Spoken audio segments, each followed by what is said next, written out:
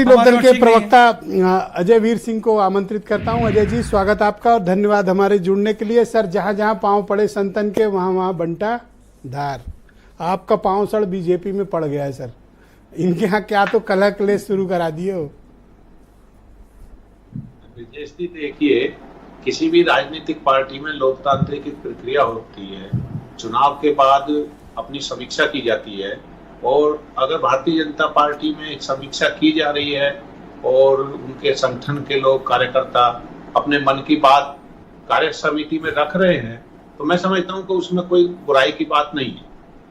जहां तक उपचुनाव की बात है, आज मुख्यमंत्री जी ने 30 मंत्रियों की एक कमेटी बनाई है।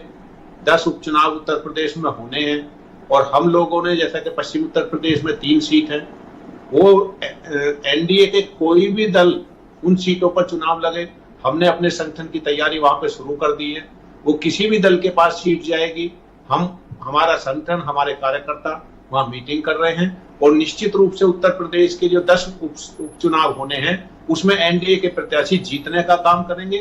इसी स्ट्रेटेजी को लेके सरकार, क्या ये जो मंत्रियों की कमेटी फॉर्म की गई है, का संगठन भी बनाई गई है, लोकदल का संगठन भी काम कर रहा है। जो मंत्रियों की एक कमेटी बनाई गई है, प्रति 3 मंत्री 1 विधानसभा, आपसे बीजेपी ने या यूपी सरकार ने आरएलडी से कोई कंसल्ट किया है कि हम एक ऐसी कमेटी बना रहे हैं?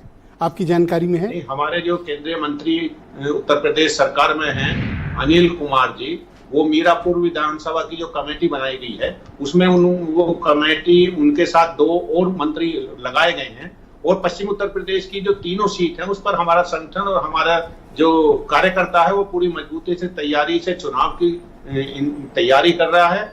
और जैसे ही उपचुनाव की घोषणा होगी, एनडीए के किसी भी दल के पास वो सीट जाए, उसको जिताने का काम हमारे, यानी कि आपको सिर्फ मीरापुर की सीट मिल रही है। अगर अनिल को सिर्फ 1 सीट का प्रभारी बनाया गया है तो मैं मानूं सिर्फ आप मीरापुर ही लड़ रहे हैं।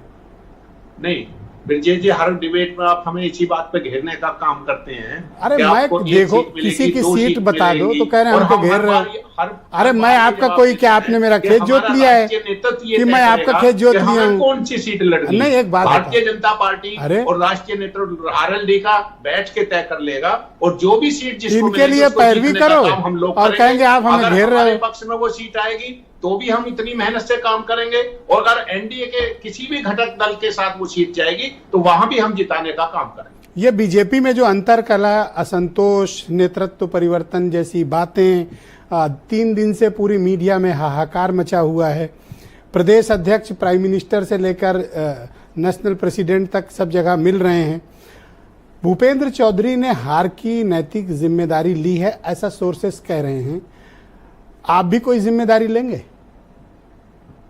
नहीं, हमें देखिए ब्रजेश जी, हमें 2 सीट मिली थी, दोनों सीटों पर हमारी जीत हुई है। हमारे जो, और ये जो बीजेपी हारी है, सहारनपुर, नगीना, मुजफ्फरनगर, कैराना, ये सब की जिम्मेदारी नहीं लोगे आप? बीजेपी के पास नहीं थी, नगीना पहले बीजेपी के पास नहीं थी, लेकिन हाँ, जहां जिन सीटों पर हम हारे हैं, आपके आने का फायदा क्या हुआ सर? आपके आने का कोई फायदा नहीं हुआ। नैतिक तौर पर आपको राजनीतिक जिम्मेदारी लेनी चाहिए बीजेपी की इस डिफीट की। ब्रजेश जी, जो अमरोहा बीजेपी के पास नहीं थी, बसपा से छीनने का काम हमने उस सीट को किया है। आपका क्या है सर? अमरोहा जबरदस्ती आप, सर सब उनकी सीट थी बीजेपी की, आपका कुछ नहीं था सर। नहीं, अमरोहा बसपा की सीट